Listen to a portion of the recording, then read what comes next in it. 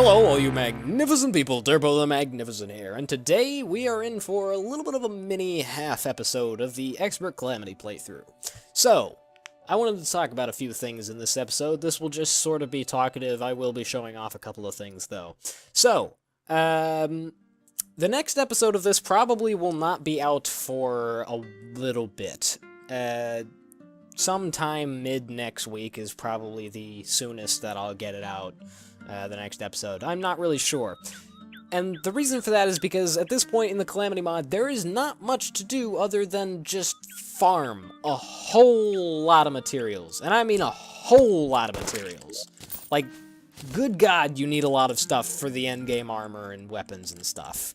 And the Supreme Calamitas Summoner. You just need so much stuff. So I'm going to have to do a whole lot of farming, and it's all going to be stuff that I've done before and shown on camera and stuff like that, so I don't want to record it because it'll all be really boring, and I'll be probably salty for a lot of it, because I just... In my opinion, Calamity really just sort of drops off after the Devourer of Gods. The Devourer of Gods, in my opinion, is a fantastic boss. I really like him.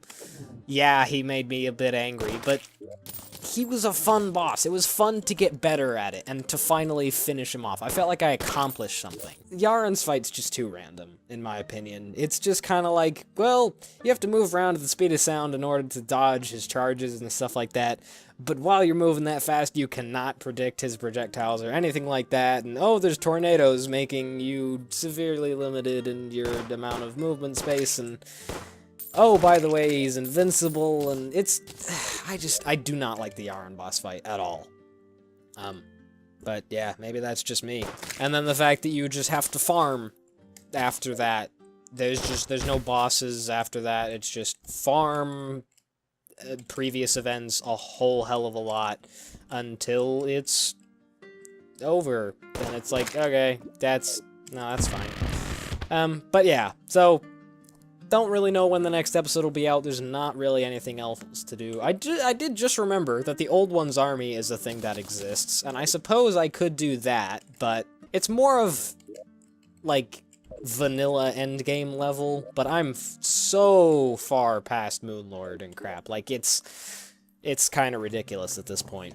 But yeah, so just thought I'd say that. That's not, it's gonna be a while for the next episode, and I'm not going to be recording any of the farming or anything like that. Unless you, like, if I get, like, unanimous comments saying, no, I want to see all the boring stuff that you've done all over again, maybe I will. But even then, I may not, because that just... It's already gonna be a chore to just farm all the stuff. I don't want to make it harder by also having to be entertaining during it all. So yeah, I'm just gonna show off a few things in this episode just to make it worth something. So yeah, first thing I want to show off is that somebody wanted me to try the Unreal Shredder, or just the Shredder, with Hyperion bullets and the Elemental Quiver. So first off, we're just gonna show it without the Hyperion bullets and the Shredder, the Hyperion bullets and the Quiver, rather, just to see, just so we can get an accurate comparison. Because apparently there's way more bullets.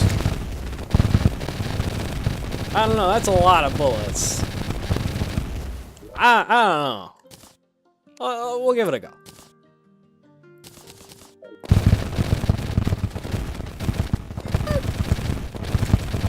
I suppose that's more bullets. That's probably more bullets. It doesn't exactly look like more, but it's lagging a heck of a lot more, so I'll assume that's more bullets. Okay, that's a thing. Probably won't do too much better, though, against bosses or anything like that. I don't know. But anyway, so I made the Elemental Gauntlet, which is basically the melee version of the Quiver, and the Heliosphere emblem. I actually had this a little bit ago. And that's because I kind of want to obtain everything that I can in this playthrough. The original intention was just to not restrict myself so I could see everything, and then I went Ranger, which kind of defeated the purpose. But that's just how it goes. But yeah, that's one of the reasons all this farming is going to take a while, because I want to farm basically all the endgame stuff that I can. I want to eventually get the magic version of this, and the throwing version of this, and craft all those weapons, and basically be able to switch to whatever class I want at will. That's what I would like from this series. And I would preferably like to do that before I take down Supreme Calamitas, or at least attempt Supreme Calamitas. So I also crafted a couple Endgame Blades, those being the Exo Blade and the Arc of the Cosmos. I had actually saved... I was gonna, like, craft this thing in this episode, but I recorded this episode, but fricked something up. So this is the second time I'm recording this, and I can't uncraft the Exo Blade. But the requirements are just ridiculous. It took me like a half hour to get all this crap together. It was ridiculous.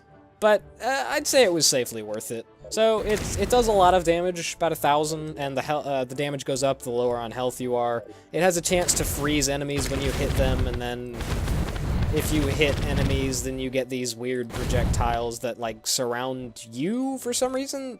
They home in on the player. I'm not sure why. And then they can hit targets and explode. And basically, it's just a really nice little sword. It's okay, damage-wise. It's pretty good.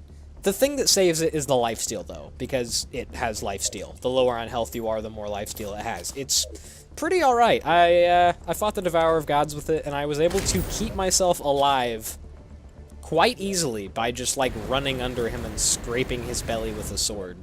So it's pretty alright. Exo Blade's definitely worth getting. The other thing I got was the Arc of the Cosmos, which just...